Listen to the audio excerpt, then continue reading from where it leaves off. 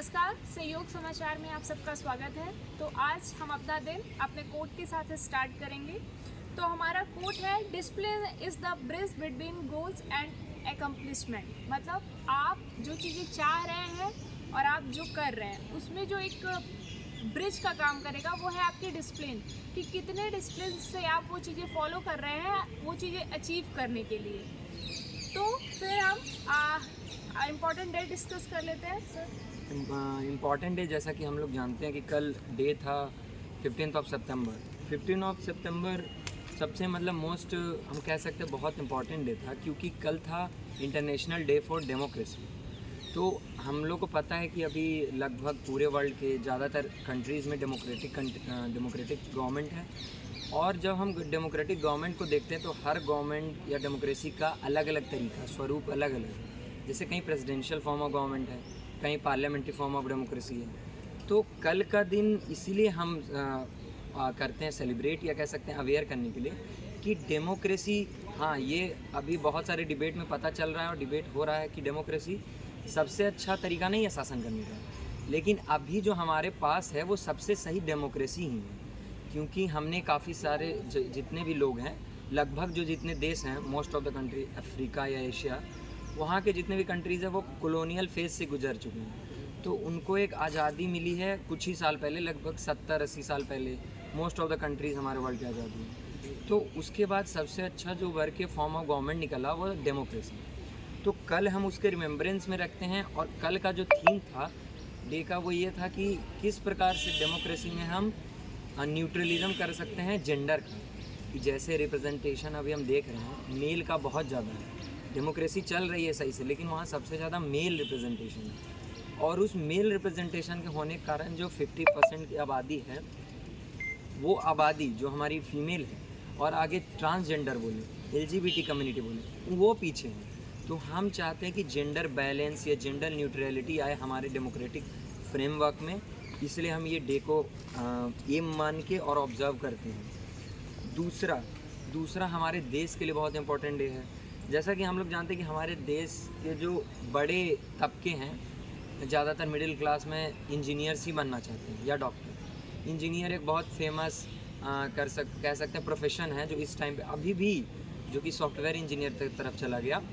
तो कल के दिन हम लोग मनाते हैं, ऑब्ज़र्व करते हैं national engineers day. National engineers day, आपके मन में सवाल आएगा कल ही क्यों मनाते हैं?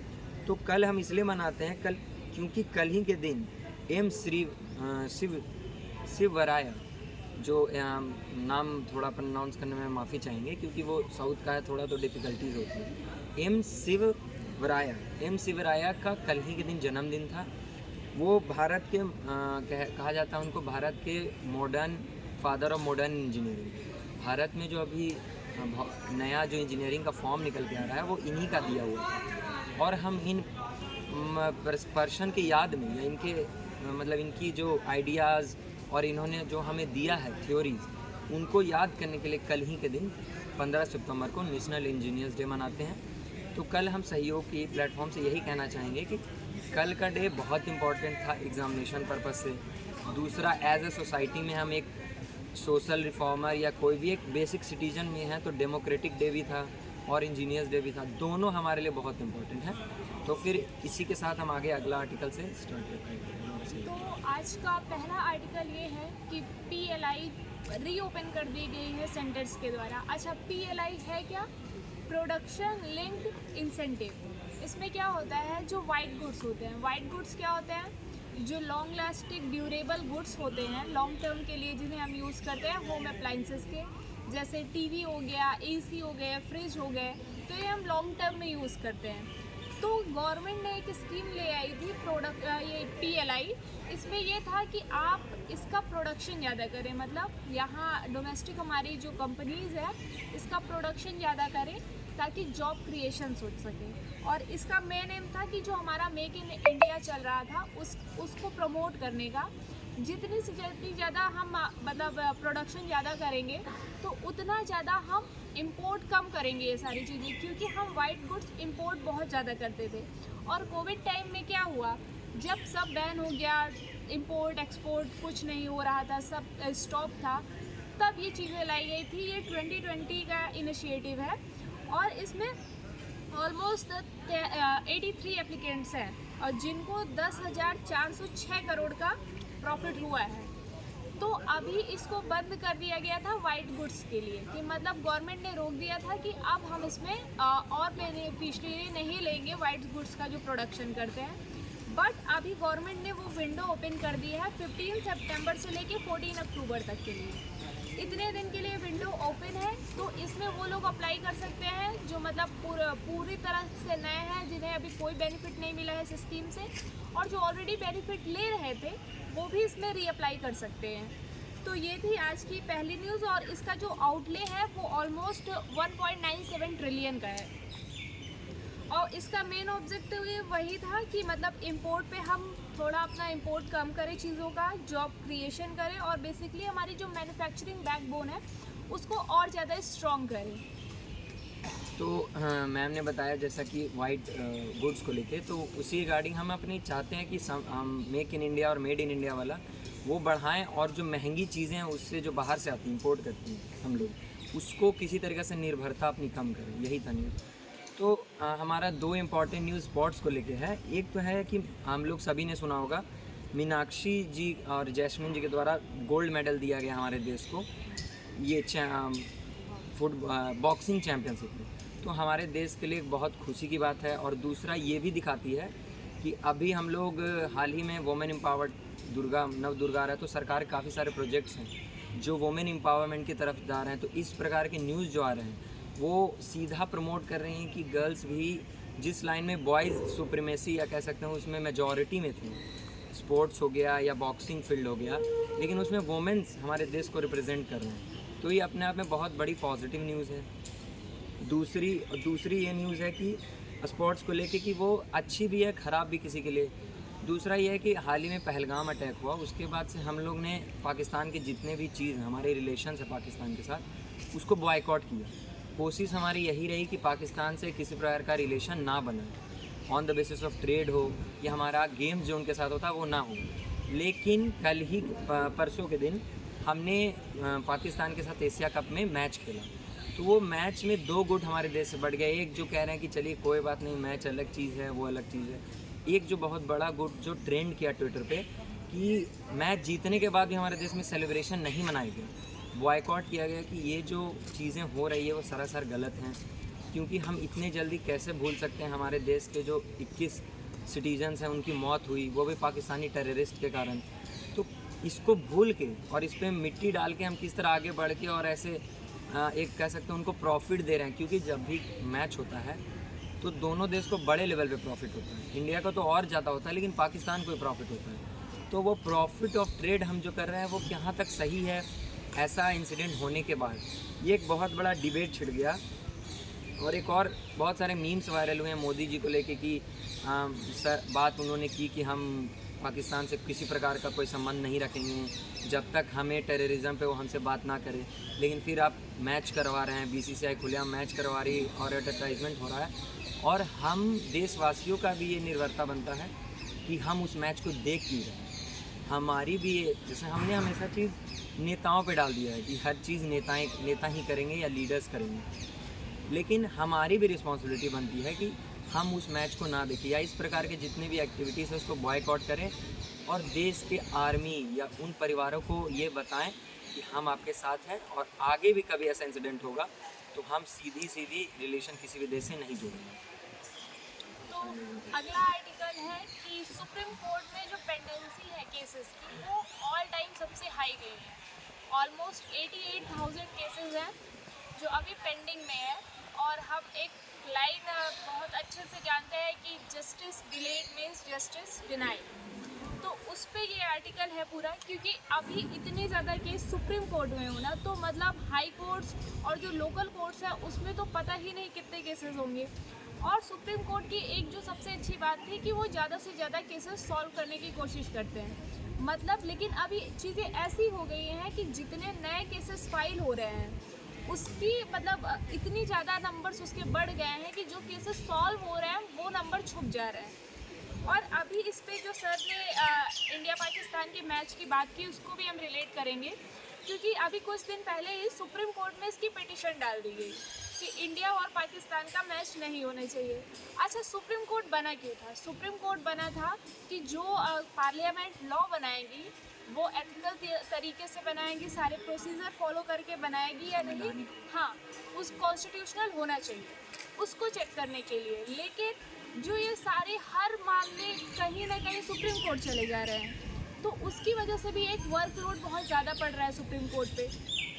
अब मैच का था, शायद इसका डिसीज़न हमारी गवर्नमेंट ले सकती थी, बीसीसीआई ले सकते थे, स्टिल वो पिटिशन गई सुप्रीम कोर्ट में, तो वो भी और एक तरह से वर्कलोड बढ़ा रहा है। और एक इसमें सुप्रीम कोर्ट का कह सकते हैं कि सुप्रीम कोर्ट जो जजमेंट देता है उसकी लैंग्वेज बहुत टफ होती है, तो टफ लैंग्वेज की वजह से ऐसा हो जाता है कि कई बार फिर से पिटिशन डाल दी जाती है उनके जजमेंट पे।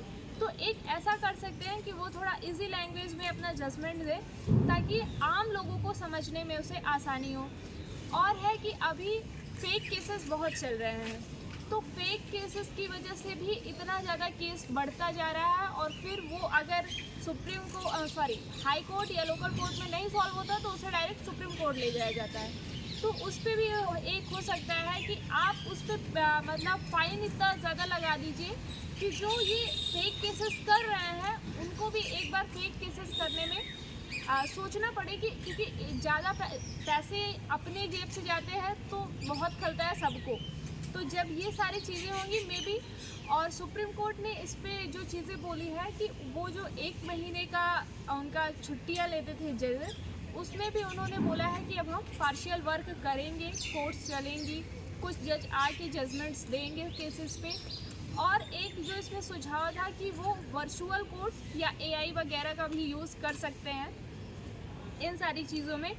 और जस्टिस डिनाइड मतलब आर्टिकल 21 से हम रिलेट कर सकते हैं कि हमारा आर्टिकल 21 वायलेट हो रहा है इसमें, क्योंकि right to life with dignity सबके पास है, और अगर किसी का केस इतने लंबे टाइम तक चल रहा है और उसके बाद उसको नुकसान हो रहा है चीज़ों में, तो वो भी एक कंसर्न वाला मामला है। बाकी मैम ने जैसा कहा कि मतलब जस्टिस को लेके हमारे देश में समराइज़ करें इसको, तो बेसिकली यही है कि जब केस फाइल होते हैं तो केस में काफ़ी, पहली बात तो समय लगता है वर्डिक्ट आने में, और कभी कभी वर्डिक्ट आपके अपोनेंट आए। जैसे काफ़ी सारे ऐसे केसेस हैं जहां रेप केसेस से रिलेटेड की केस किया गया, और फिर जब जो क्रिमिनल हैं वो क्रिमिनल मर गए या बूढ़े हो गए तब वो वर्डिक्ट सुनाए कोर्ट के द्वारा। तो ये जो इतना डिले हो रहा है उस मतलब क्या वो केस का आंसर आना सही भी, कोई मतलब वो किसी तरह का वर्थिट भी नहीं है, क्योंकि वो बूढ़े हो चुके हैं। काफ़ी सारे ऐसे होते हैं कि जो मर जाते हैं, उनके बाद उनके नाम पे वो पनिशमेंट आता है कि हाँ भाई आपको इतनी साल की जेल होगी। तो इस तरह का जो एक्टिविटीज़ या इस तरह का जब न्यूज़ निकल के आता है हमारे समझ, तो ये क्वेश्चन खड़ा करता है कि क्या हमारी जुडिशरी सही से कर पा रही है एक्शन। दूसरा, मैम ने कहा कि वर्कलोड बहुत ज़्यादा हो रहा है। हमारे यहाँ फंडामेंटल राइट है, कॉन्स्टिट्यूशनल रेमेडीज़ आप लोग ने सभी जानते होंगे, तो कॉन्स्टिट्यूशनल रेमेडीज़ राइट हमें ये पावर देती है कि हम डिस्ट्रिक्ट कोर्ट से लेकर सुप्रीम कोर्ट तक भी जा सकते हैं, हमारी फंडामेंटल राइट अगर जो किसी के द्वारा वायलेट की जाएगी। ये चीज़ अपने आप में पॉजिटिव तो है, लेकिन नेगेटिव भी बन रही है, क्योंकि हर छोटा मामला वहाँ पहुँच जा रहा है। सुप्रीम कोर्ट को बड़े मामले जो देश के लेवल पे हैं, इंटरनेशनल लेवल पे हैं, इंटरस्टेट हैं, उनको सॉल्व करने के लिए रखा गया, या उनको सॉल्व करना उनकी रिस्पॉन्सिबिलिटी थी सबसे बड़ी। लेकिन अब छोटे छोटे जब केस वो करेंगे तो किस तरह से बड़े केसों पे ध्यान दे पाएंगे। तो वर्कलोड बढ़ना सबसे बड़ी इंपॉर्टेंट चीज़ है। दूसरा, फेक केस। तो इन सब चीज़ों को कोऑर्डिनेट करके हम यही समझ सकते हैं कि जुडिशरी पे हमें काम करने की बहुत ज़्यादा आवश्यकता है। इंफ्रास्ट्रक्चर, जजों की संख्या बढ़ाने की आवश्यकता। तो जब ये चीज़ें होंगी तो हमारी देश जो जस्टिस कह सकते हैं कि एक जो हमारा पहले से चला आ रहा है कि इक्वालिटी और एक समानता का अधिकार, वो हम अच्छे से इस्टेब्लिश कर पाएंगे हमारे देश में। एक और आर्टिकल है, वो है हम लोग ने अभी जाना होगा फास्ट फैशन। फास्ट फैशन में हम जानते हैं कि जो वोमेंस हैं, वोमेन की जो कॉमोडिटीज़ हैं वो बहुत महंगी आती है मैन के कंपैरिजन में। अगर जो आप एक हम बेसिक एग्जांपल लें कि जब आप हेयर सैलून में जाते हैं वोमेंस के, या आप जाते हैं हेयर सैलून में बॉयज़ के, तो वहाँ आपके हेयर काटने का ही पैसा लगभग अंडर 100 हो जाएगा। लेकिन आप अगर जो फीमेल में जाएँ वो किसी तरीका हो, तो वहाँ पे पैसे दुगना हो जाता है या 1.5 गुना हो जाता है। तो एक छोटी सी कंपैरिजन जो वुमेन सैलून से लेके है, काफ़ी सारे से कपड़ों से आप कंपैरिजन कर सकते हैं। लड़कों कपड़े आप अंदर 1000 या 2000 के अंदर पैंट शर्ट सभी हो सकता है, लेकिन ये लड़की की बात रहे तो एक छोटे ड्रेस की दाम 2000 3000 उससे ऊपर चल जाता है। तो ये है तो ऐसे हम इस पे मीम बना देते हैं फ़नी वे में, लेकिन इसको एक टर्म देके कहा जाता है, वो कहता है पिंक टैक्स। मतलब सिर्फ वुमेन सेंट्रिक यानी फीमेल पे टैक्स ज़्यादा लगाना या फीमेल रिलेटेड चीज़ें। जैसे अभी एक न्यूज़ निकल के आया कि LGBT कम्युनिटीज़ को जो भी चीज़ें होते हैं, जैसे उनको रंग से रिलेटेड चीज़ें बहुत पसंद है, तो एक टर्म निकल गया वहाँ देश में LGBT कम्युनिटी टैक्स की, मतलब LGBT चीज़ों पे और ज़्यादा टैक्स लगा के एक्स्ट्रा पैसा कमाया जा रहा है। तो ये जो एक तरह से राइट टू इक्वलिटी वुमेंस का पहली बात तो यहाँ हनन हो रहा है, क्योंकि वही चीज़ सेम चीज़। पहली बात तो आप अब जब हम बात करें कि जॉब करती हैं वुमेन तो उनको वेजेस इक्वलिटी नहीं मिलते, लेकिन जब उनकी एक्सपेंसेस की बात आती है तो वो एक्सपेंस ज़्यादा करें। ये एक तरह से हिपोक्रेट्स हम कह सकते हैं, हमारा जो कैपिटलिज्म इकोनॉमी है वो है। दूसरा ध्यान देने वाली हमारी ये बात है कि किस तरह से हमारे देश में टैक्स को रेगुलेट किया जा रहा है, कि स्पेशल एक जेंडर स्पेसिफिक टैक्स ज़्यादा लगाया जा रहा है और एक जेंडर को कम पैसे में चीज़ें उनकी मिल रही है।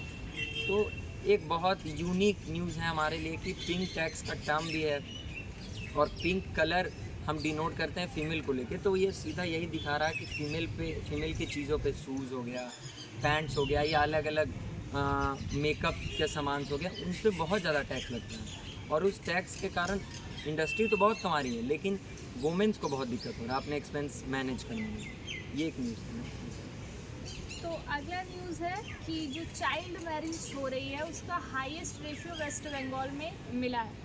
तो अभी SRS डाटा, जो SRS क्या है, सैंपल रजिस्ट्रेशन सिस्टम, उसके डाटा के अनुसार वेस्ट बंगाल में इस टाइम 6.3% वुमेन्स गर्ल्स ऐसी हैं जिनकी शादी 18 साल से पहले कर दी जाती है। तो उसके लिए डाटा निकल के आ रहा है और इसका मेन वो मोटिव बताया जा रहा है कि ऐसा क्यों किया जा रहा है। तो वहाँ पे है कि पॉवर्टी और जो है इकोनॉमिक रिसोर्सेज की स्कार्सिटी, मतलब बेसिकली डाउरीज के लिए ऐसा किया जा रहा है और कहा जा रहा है कि वहाँ पे लड़कियों को ऐसा मतलब इकोनॉमिक लाइबिलिटीज़ की तरह सीन कर रहे हैं। तो उसके लिए और इसका ये डाटा है कि जो रूरल एरियाज़ हैं वेस्ट बंगाल पे, वहाँ के पोर्शन है 5.8%, लेकिन जो अर्बन है वहाँ पे है 7.6%। तो ये भी एक माइंडसेट शो कर रहा है कि अगर वो ऐसा दिखा रहा है कि इकोनॉमिक लाइबिलिटीज़ के लिए हम बस ऐसा कर रहे हैं, तो ऐसा नहीं, क्योंकि अगर ऐसा होता तो रूरल एरियाज़ में ज़्यादा परसेंटेज होने चाहिए। बट वो जो हमारी गवर्नमेंट भी कई सारी स्कीम्स चला रही है, बेटी पढ़ाओ बेटी बचाओ बेटी पढ़ाओ, वो सब भी निगलेक्ट करके अगर ऐसा किया जा रहा है तो वो एक कंसर्न वाली बात है। और उसके बाद जम्मू कश्मीर में भी है 3.5%, देन उड़ीसा 2.8%। लास्ट की जो इम्पोर्टेंट एक न्यूज़ है कि आंध्र प्रदेश से निकल गया है कि आंध्र प्रदेश में पहली बार वुमेन एम्पावरमेंट को लेके एक असेंबली बैठाई गई और उस असेंबली में यही बताया गया कि किस तरह से हमारे देश में हमने हाल ही में एक बहुत बड़ा हमारे देश लॉ पास हुआ जिसमें 33% लोकसभा की सीट वुमेन्स के लिए रिजर्व होगी। तो ये एक तरह से ये भी दिखाता है कि मतलब अभी से लेके आज़ादी से लेके 75 साल तक हम इस तरह सम नहीं हुए इतने कैपेबल कि वुमेन की साझेदारी रिप्रेजेंटेशन हमारे पार्लियामेंट में ऑटोमेटिक हो या कह सकते हैं नॉर्मली हो, लेकिन हमें अभी भी रिजर्वेशन देना पड़ रहा है। तो ये एक तरह से कंडीशन भी दिखाता है कि पार्लियामेंट में अभी जो 5 से 10% ही मात्र ऐसे MPs हैं जो वुमेन हैं और हम 33% हमें देना पड़ रहा, वो भी अभी चीज़ें सेंसस से रिलेटेड होंगी कि जब 2027 का सेंसस आएगा उसके रिगार्डिंग जो डाटा आएगी उस हिसाब से चीज़ें होंगी। तो एक इम्पॉर्टेंट ये एस्पेक्ट दिखाता है कि हम जब आपको बताना चाहेंगे कि जब कॉन्स्टिट्यूएंट असेंबली बन रही थी तो उस टाइम भी वुमेन से जो हमारी वुमेन जो हिस्सेदारी ली थी वो कॉन्स्टिट्यूएंट असेंबली में, उनसे पूछा गया कि क्या आपको रिजर्वेशन की आवश्यकता है पार्लियामेंट में, तो उन्होंने सीधा कहा कि हमें रिजर्वेशन की आवश्यकता नहीं है, हम अपने दम पे चीज़ें करेंगे और उसमें पार्लियामेंट में जगह बना पाएंगे। लेकिन आज 75 साल बाद या 78 साल हमने हाल ही में 18वीं आज़ादी मनाई, आज़ादी दिवस, तो उसमें हमने देखा कि अभी भी वुमेन के रिप्रेजेंटेशन उस लेवल पे नहीं है।